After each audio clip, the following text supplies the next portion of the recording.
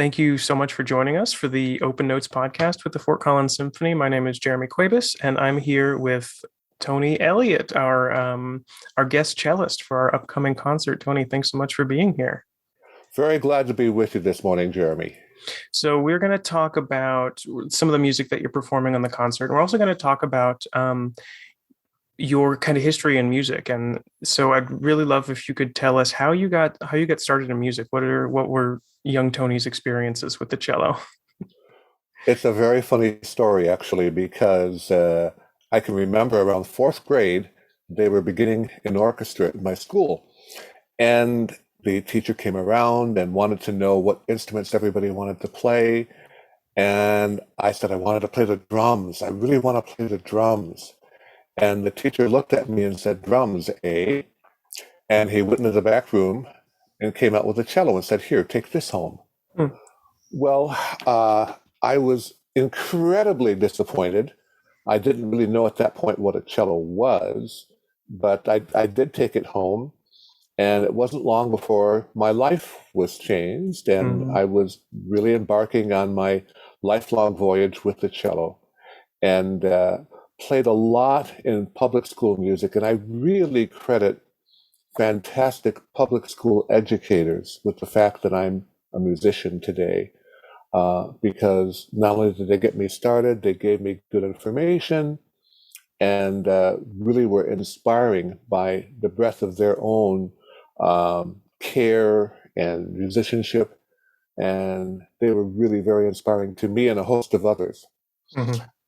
Interestingly enough, one of the people that grew up with me and was inspired by some of those same teachers was Roberta Gasperi, who is featured in the film Music of the Heart that starred Meryl Streep. I don't know if you ever saw that movie. I don't know it, no. Terrific movie. You got to see it. Basically, it's about a violinist whose relationship with her husband breaks up. She goes to a reunion and is reunited with an old flame who suggests that she comes to New York City to start a violin program in the public schools of New York City. And she does that. And Meryl Streep does such an incredible job of becoming this friend of mine. It really is remarkable. A great, great film called Music of the Heart that tells the story of Roberta Gasperi. Great. I'll put it on our movie list. Yeah. I think we always love a good music movie. Yeah, I think you'd enjoy it. Fantastic. And so you also do a lot of work in public schools. Could you talk about that?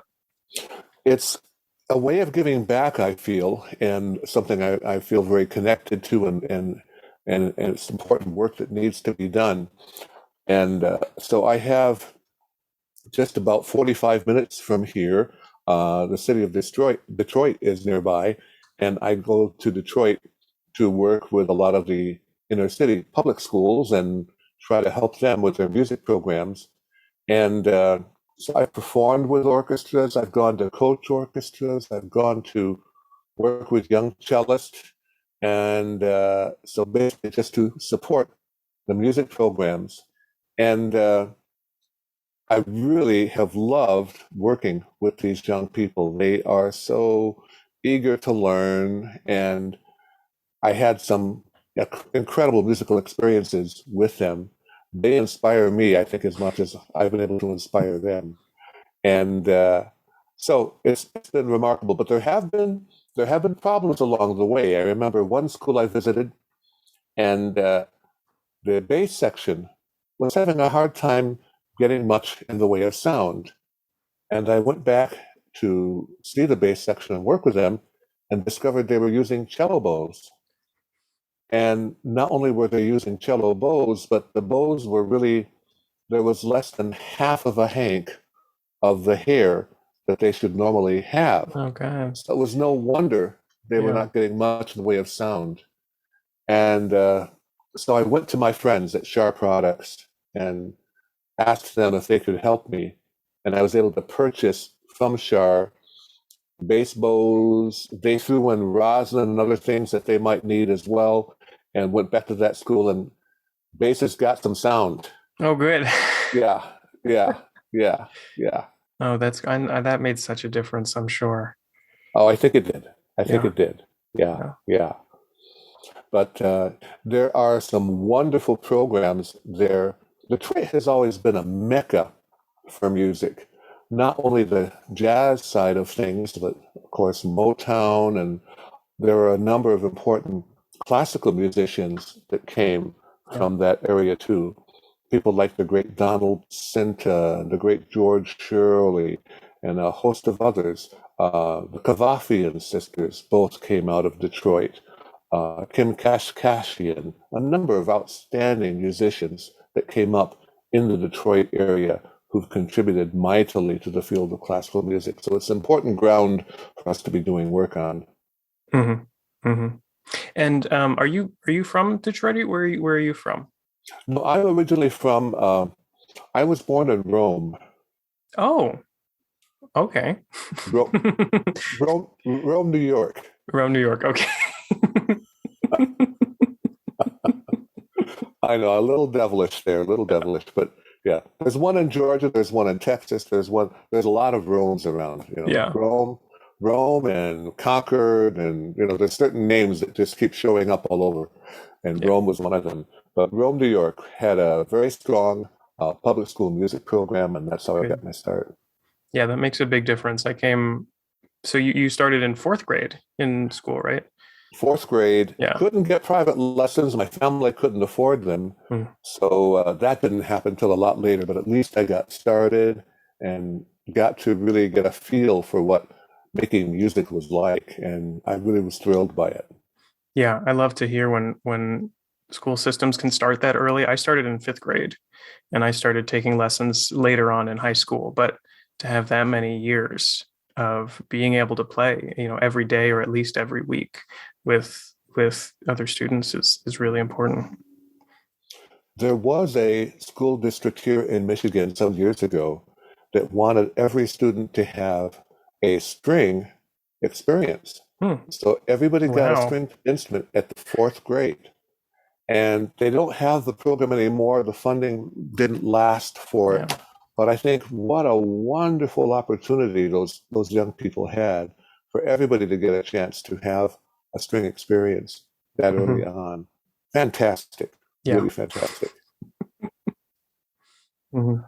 So let's talk about the memorial. You're performing the Oscar Morawetz Memorial to Martin Luther King with us very soon. Kind of, I guess I'm not sure where to start because this is such an incredible piece, and I know that you've been playing it for a long time. I found a lot of the videos that I found of it are of you playing it, most of the recordings. So you also have a long relationship with this piece. So maybe where do you think the best place is to introduce this piece to our listeners? Well, I think we have to go back to the time of King's assassination and the fact that the nation was so shocked by it and the nation was in mourning. And this piece came about because Oskar Morawetz, who was a Canadian, by the way, he lived and worked in Toronto, taught at the University of Toronto, um, was often attracted to situations that involved grief and that involved suffering. One of the works that I heard of his, my first exposure to him actually, was a piece he did called "From the Diary of Anne Frank," and that piece was originally written for Canadian soprano Lois Marshall. And she performed the work with the Toronto Symphony when I was a member there, as did the great Maureen Forrester.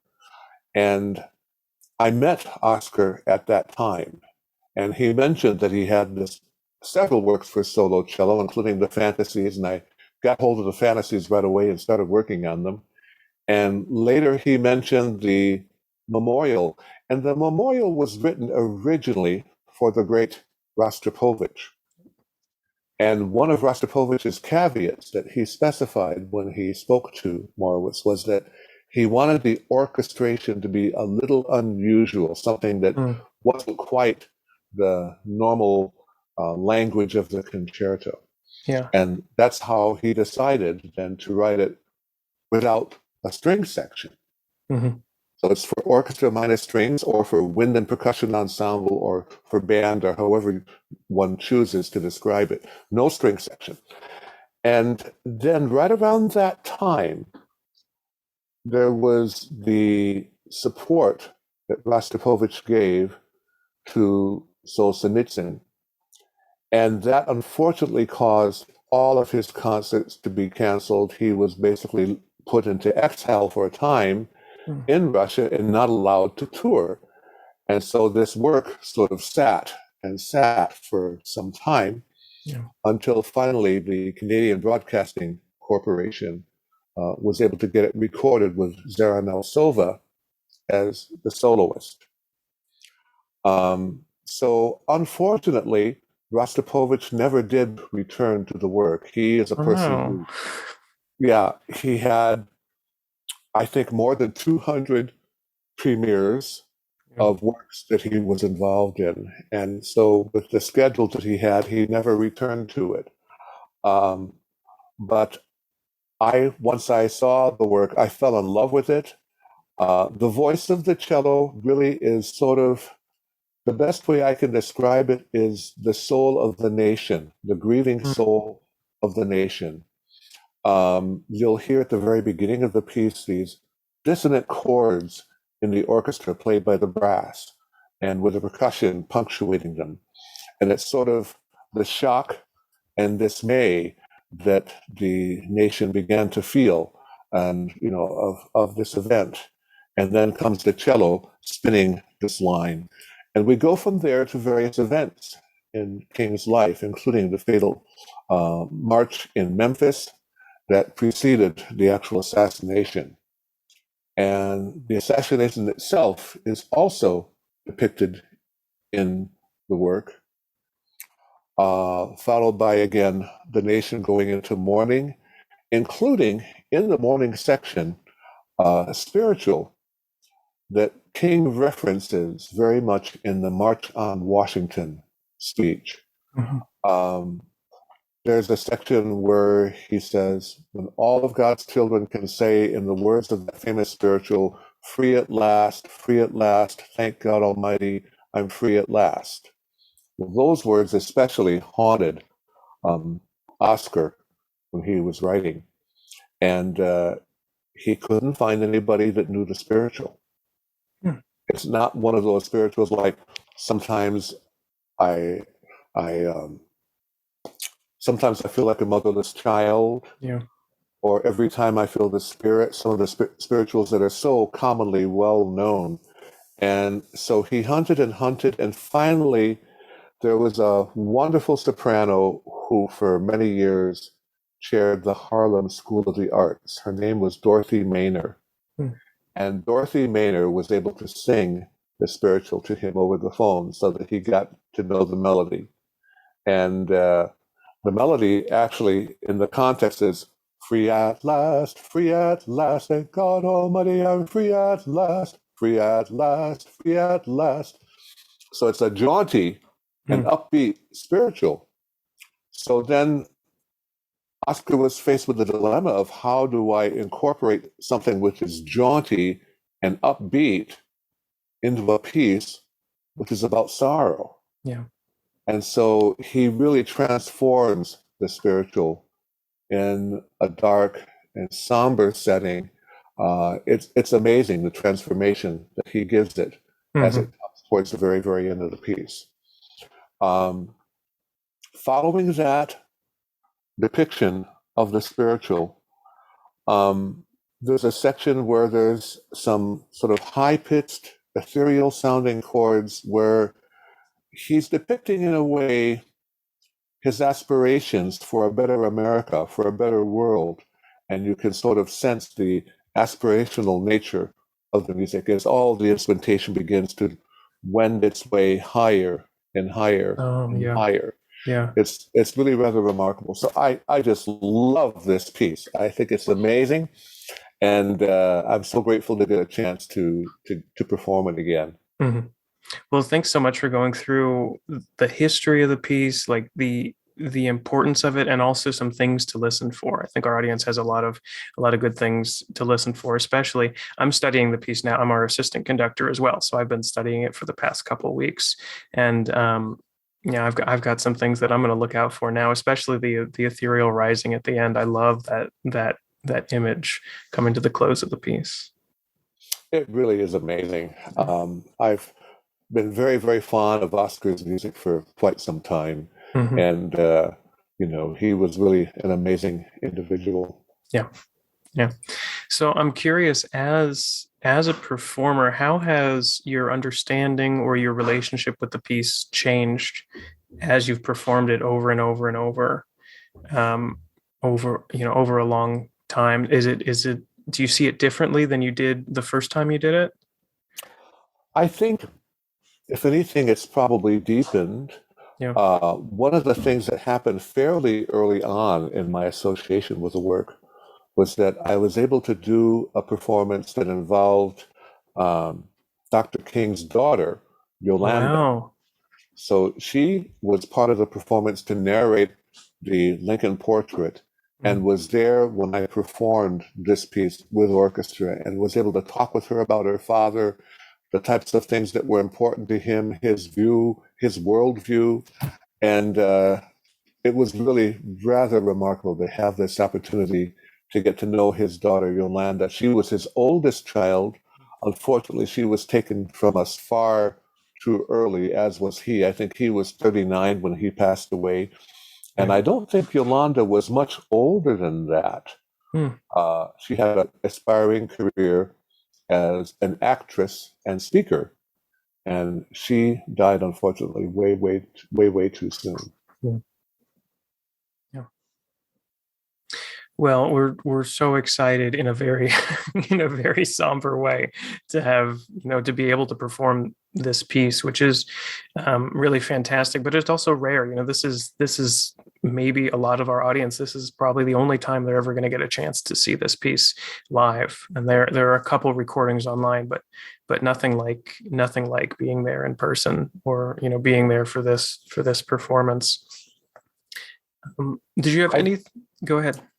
I've been considering it kind of my mission to persuade other cellists to take Yeah. up the mantle also, because I do think it's a fantastic piece, and I think it's incredibly important, especially in this day and age. And I know that one of the people I talked to was Yo-Yo Ma. I know Yo-Yo Ma finally did perform it. Oh, I think great. he did it with the New York Philharmonic. Yeah. And so I've been trying to persuade others as well to take up this piece because I think it's worth it. I Hmm. think it's worth it. I think Absolutely. I think it's a piece that we need to hear. Yeah. Yeah. And why is that? I think I think we draw commonality from our understanding of the things that are important. And one of the things that he stressed so much was that he wanted to see a nation where his children and all children would be judged not by the color of their skin, but by the content of their character. Hmm. And I know that there are some quarters now where people feel like, oh, well, people stress that part of the message, but that's not the important part of Dr. King's message. And I think to myself, to me, it's very much the important part of Dr. King's message. And, I'm a father myself, and I hope that my children will be judged by the content of their character and by their actions. And that, therefore, there's an obligation on their part, on my part, on all of our parts, that our actions and our character uh, be good character, Yeah. um, and that we contribute in that sort of a way. So I think it's a piece that we very much need, and his Hmm. message is one that we very much need. Yeah. Yeah.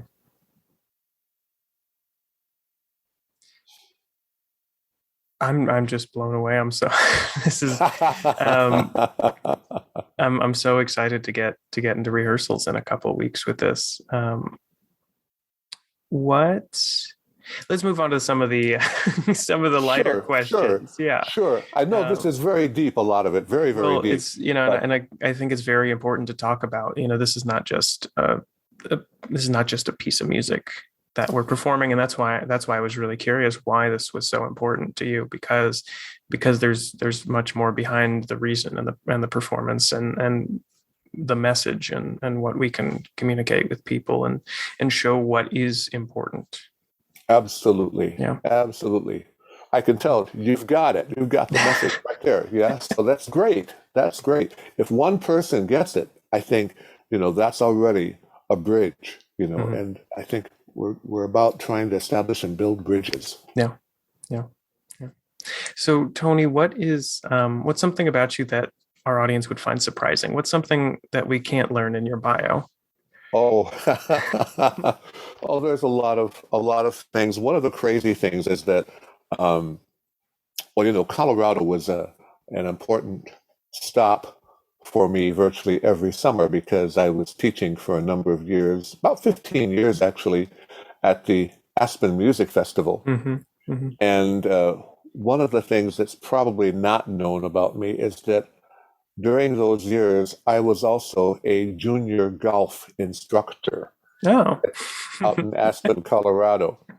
And so I had a chance to work with a lot of young up and coming golfers. And I do enjoy the game of golf.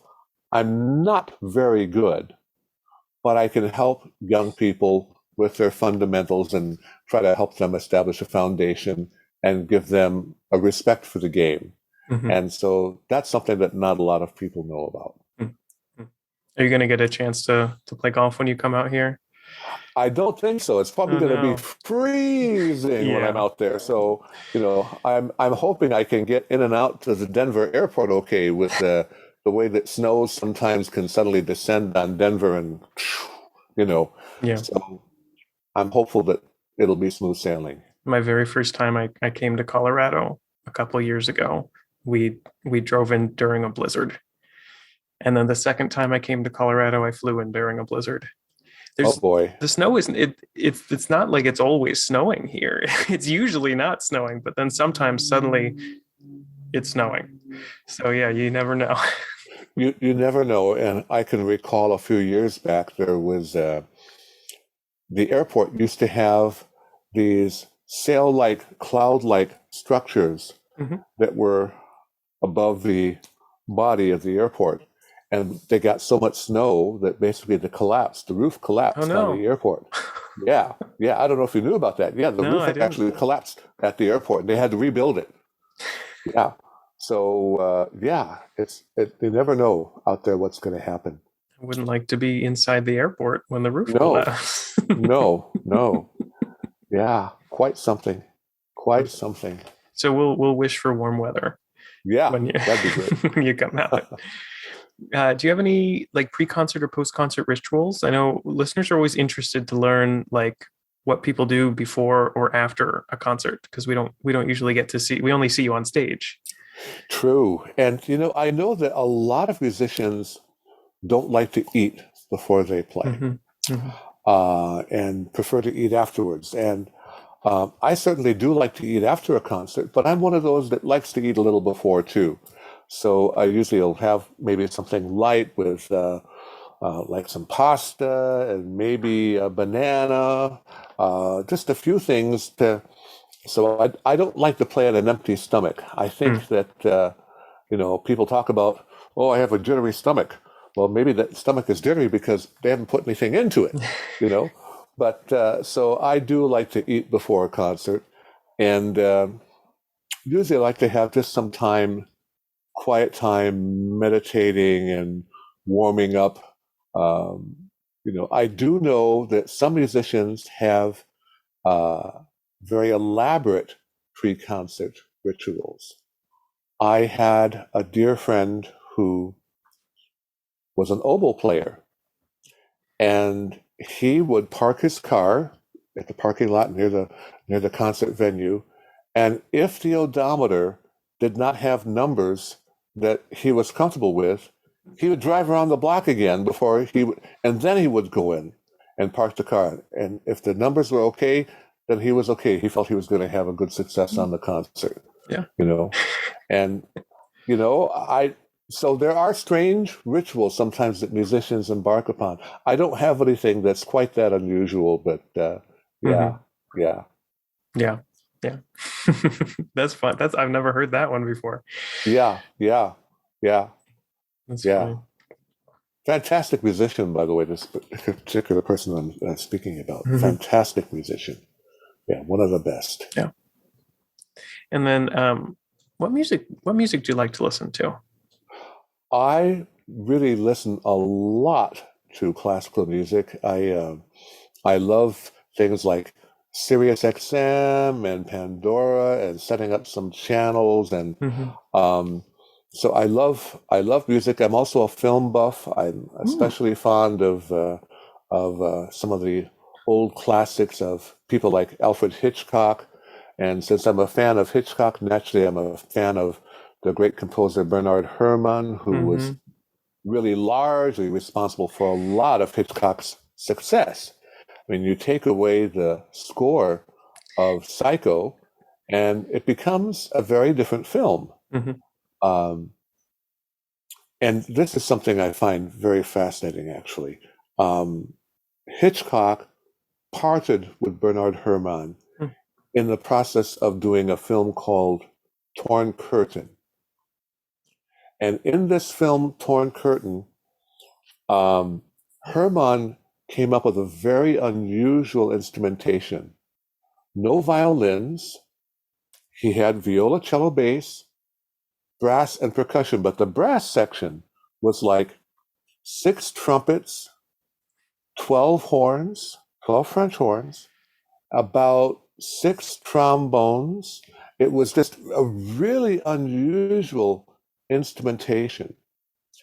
And Hitchcock was feeling the pressure of Hollywood brass to become a little bit um, more hip and trendy. So he did not care for this and wanted Herman to change it. And Herman said no. And the two parted company, they never worked together again. And I think Hitchcock's work was never really the same. Hmm.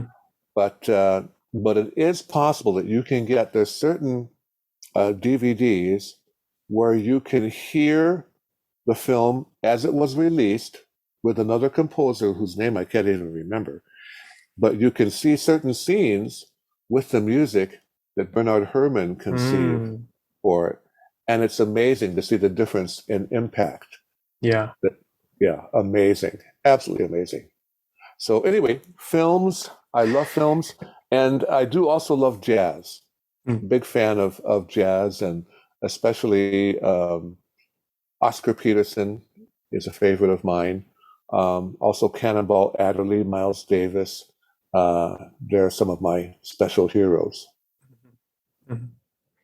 Do you play jazz ever? Have you I dabbled? did. I did. Yeah. In fact, that's how I paid for my cello lessons when I finally was able to get them. I See. I played a lot of instruments growing up. I played the cello. I played the string bass. I played tuba. Played a little bit of trombone, a little bit of saxophone. I Oh, basically wow. got plugged in wherever they kind of needed me. And so, beginning in high school, I began to play in jazz clubs on the string bass. And there was a wonderful airman at the air base where I lived who loved to play at the NCO club and the officers club. And he was very patient, wonderful musician, one of those guys who would pick up a saxophone and play it, pick up a trombone or a trumpet and play those too. And he's one of the founding members of a group called the Airmen of Note. Anyway, he was very patient, and we get on the stand and, okay, we're going to do Stella by Starlight in the key of F. Okay, I knew the key of F, but I didn't know Stella by Starlight. So it became a game of probability and odds. Mm. And sometimes I was right, and sometimes I was wrong. But fortunately for me, he was very patient, and we had a wonderful about a four-piece combo that turned into a 7 or 8 piece combo because he was just so versatile. Guy who played lead guitar, I Mm. played bass, drummer, and then this particular guy who was um, Mr. Changeable, the Mm. chameleon who could just go from one thing to another and just do it so easily and seamlessly. It was amazing. Yeah. So if you're playing all these instruments, what was it that got you to stick with cello? You know, it's interesting. Um, I wound up sticking with cello partly because I think there was, I mean, I really did love it. There was no question about that. But I loved other things too. I loved the other instruments. I loved bass and I loved sports. I loved athletics. Hmm. And so I was involved in basketball and football and track and baseball and all these things. And finally, I had a couple of little accidents. You know, I was at one music festival and came back with a broken finger. And at that point, the music teacher and my father, unknown to me, swung into action. And suddenly I was getting cut from all of these teams. I didn't know Hmm. about this until many years later. I found out about it. And then, uh, you know, it was like they were saying to the coaches, this guy has a career ahead of him in music. What would you think if you killed his chances for a career while he's out there playing stupid football, you know? And so this is unusual because usually it's the coach that stands the music teacher against the wall and says, you know, I need this kid. What do you mean he's playing bass drum? You know? Uh, so this time it happened in reverse. So the music teacher was Hmm. just a real force of nature. And he kind of turned things around for me and persuaded me to keep going on the cello. Yeah. Yeah. Yeah, Well, yeah, thanks to that music teacher yeah, for yeah, that very much. decision and for everything you mentioned earlier, the Absolutely. support and everything. Yeah. Absolutely. One of those teachers who would be there after school with a whole group of kids and start talking to us about modes and types of harmony and, you know, how we had to learn chord functions and, you know, just very inspirational. He Yeah. went the extra mile, Yeah. constantly writing arrangements actually for the orchestra that would highlight, you know, one year we had a very strong trombone section, so he made an arrangement of charade for the trombone section to play, you know, a very nice jazzy arrangement with the orchestra. Uh, some years we had good trumpets, so he would feature them. Some years he would feature, and of course, the string players he was constantly trying to develop. Very special individual. Hmm. Hmm. I'll always be grateful to him for what he did. Um, Later, there's one other individual I should feature, and that is my cello teacher in college, Hmm. and that was the great Janos Starker. Um, Now, when I did my audition for Indiana University, um, I made the tape at my high school music room with the tape that recorder that they have, and I remember it was an old Wallensack tape recorder.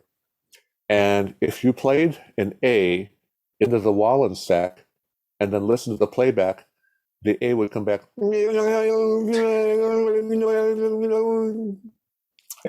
So, needless to say, I'm sure Indiana University was not impressed when my tape got to them because I got a letter back from them saying that they liked my academics, but they would strongly encourage me to consider a career in radio and television or speech and theater.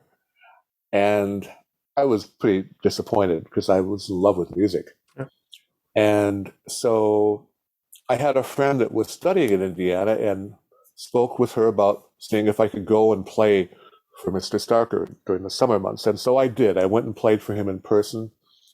And he must have seen an element of challenge in working with me because I'd only had 2 years of private study and was very rudimentary in terms of my abilities at that Mm. point. But he agreed to take me, and after winding up on the last chair in the last orchestra at Indiana University, I graduated with the top chair in the top orchestra by the time I left there. And I attribute that really to the great Jan Oskar, just a wonderful teacher and a wonderful man. Yeah. Well, that's fantastic. I'm glad it gave you that chance. That's only 2 years to go into Indiana. That's surprising. That's Yeah. Most cellists that are going to that school, have studied for maybe 6, 8, 10 years yeah, before they get to university. And here I was going there with two, yeah, but yeah, yeah, he was very helpful. yeah. Very helpful. I'm extraordinarily grateful to him. Well, Tony, thanks so much for joining us. We're performing the memorial to Martin Luther King on February 5th, 2022 at the Lincoln Center in Fort Collins, and we are so excited to have you joining us. Looking very much forward to it, Jeremy. It's going to be a great, great, great experience for me. And I thank the orchestra for inviting me to come and play with them. And so much looking forward to our association. Absolutely. Thanks so much. Take care now. All best. You too. Bye bye.